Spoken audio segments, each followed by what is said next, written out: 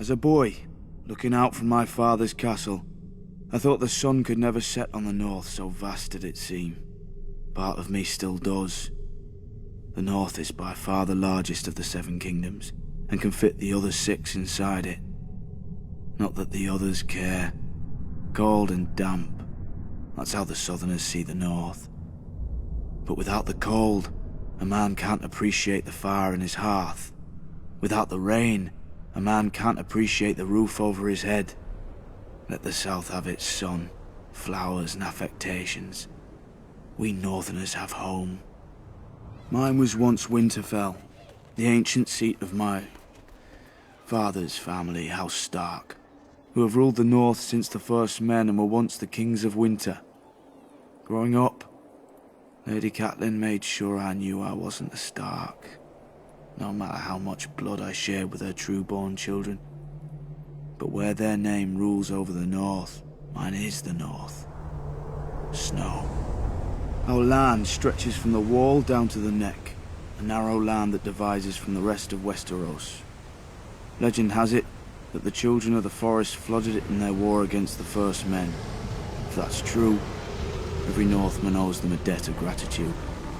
The swamps of the neck are as good as the wall for keeping out unwelcome armies. And if the swamps don't deter you, the Crannog men should.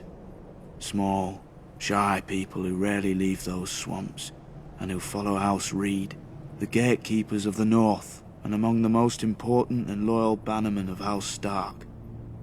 Also a bit strange. I heard their oath of fealty once as a child. It's like no other lords, ancient and dark. They swear by earth and water, by bronze and iron, and by ice and fire.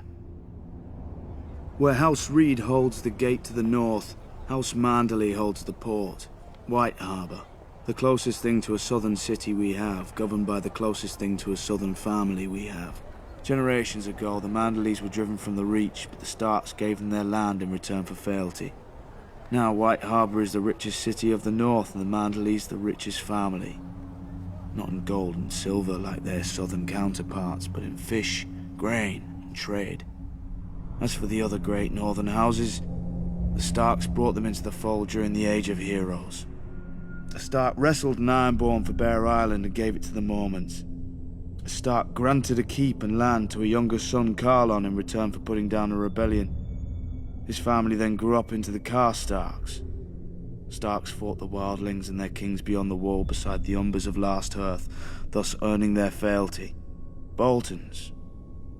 Back then they were the bane of the north. A few were even rumoured to wear their enemies' flayed skins as cloaks. But after centuries of war, they too bent the knee.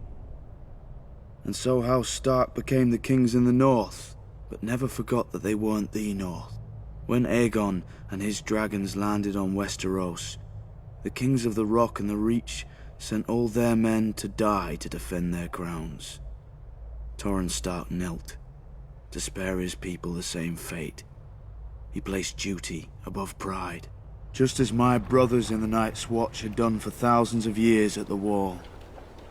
Many think of it as the end of the world, but it's not.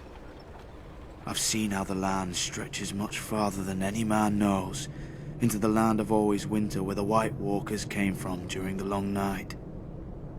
After the first men and the children of the forest beat them back, Brandon the Builder raised the wall and set up the Night's Watch to guard the realms of men.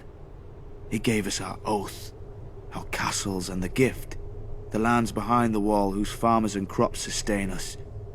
Southerners may now mock my black brothers as thieves, rapers and worse, and not without cause. But the North remembers why we are there, and if we fall, the South will get a very harsh and very cold reminder.